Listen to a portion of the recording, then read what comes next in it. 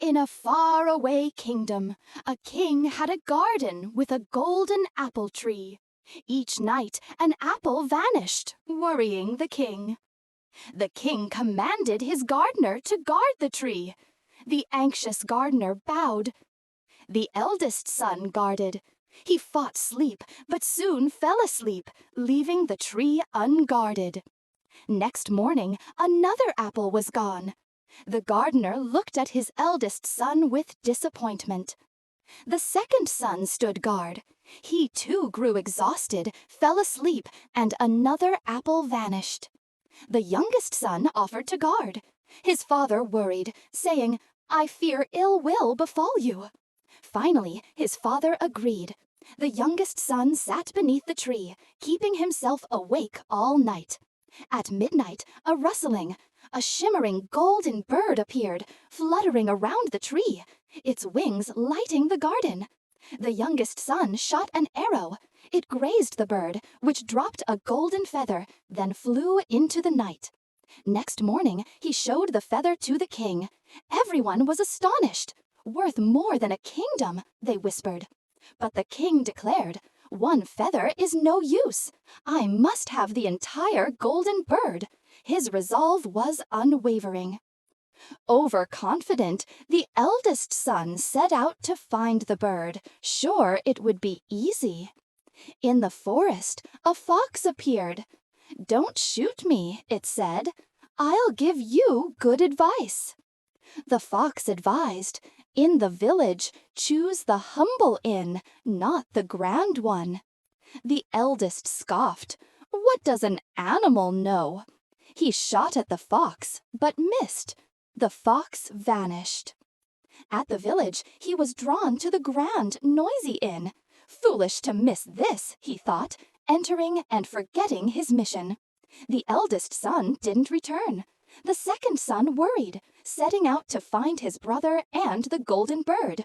Like his brother, the second son met the fox, who repeated its advice. But he didn't trust the animal. In the village, he found his eldest brother in the grand inn. "Come in," his brother called. He couldn't resist, entering and forgetting everything. Both brothers gone, the youngest son persisted in going. His worried father finally agreed. In the forest, the fox appeared again. The youngest son listened carefully, full of gratitude. The fox said, "Sit on my tail, travel faster." He sat, and they raced like the wind. At the village, he remembered the fox's words. He went to the humble inn and rested. Next morning, the fox said, "Go to a castle. The golden bird is in a wooden cage. Do not move it to the golden one, or you will regret it."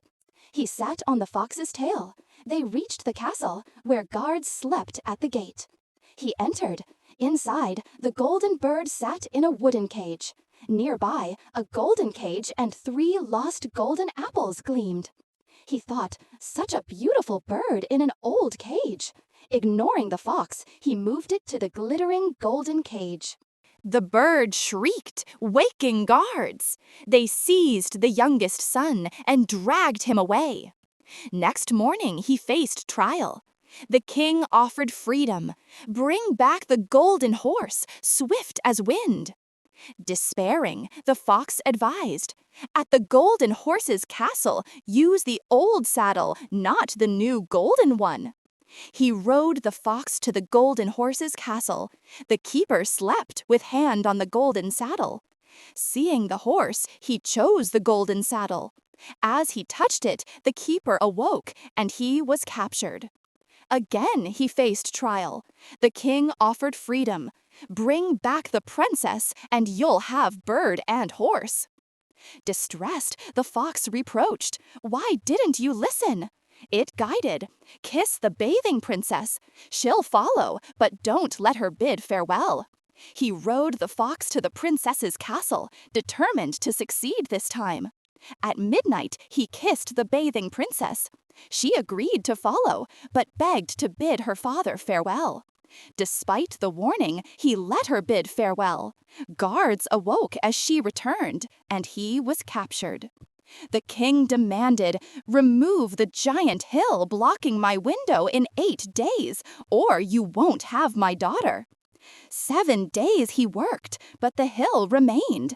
Exhausted, the fox said, "Sleep, I'll do it." Next morning, the hill was gone. The king, forced to keep his promise, married him to the princess. They departed.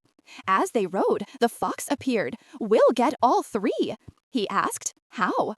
The fox replied, "Listen."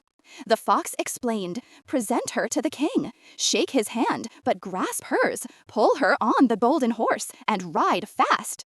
As the fox said, the king was overjoyed. He pulled the princess onto the golden horse and escaped.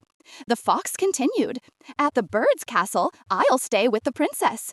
Go in, ask to see the bird, grab it, mount your horse, and ride away." As the fox said, they got the golden bird.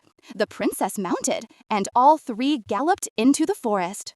Deep in the forest, the fox asked, "Kill me, cut off my head and feet." The youngest son, confused, refused. The fox, not angry, warned, "Don't ransom anyone hanged, and don't sit by any river." It vanished. He thought, easy advice. He and the princess reached his brother's village. 2 men were to be hanged, his eldest and second brothers, now robbers. Ignoring the warning, he paid to ransom them. The freed brothers headed home, whispering treacherous words. In a forest, the brothers suggested resting by the river. Forgetting the fox, he agreed. They pushed him down, seized the princess, horse, bird, and claimed credit. He fell, bruised. The fox appeared, reproaching, "I won't abandon you." It pulled him out. "Your brothers want to kill you." Disguised, he secretly returned to court. As he entered, the golden horse ate, the bird sang, the princess stopped crying. Normalcy returned.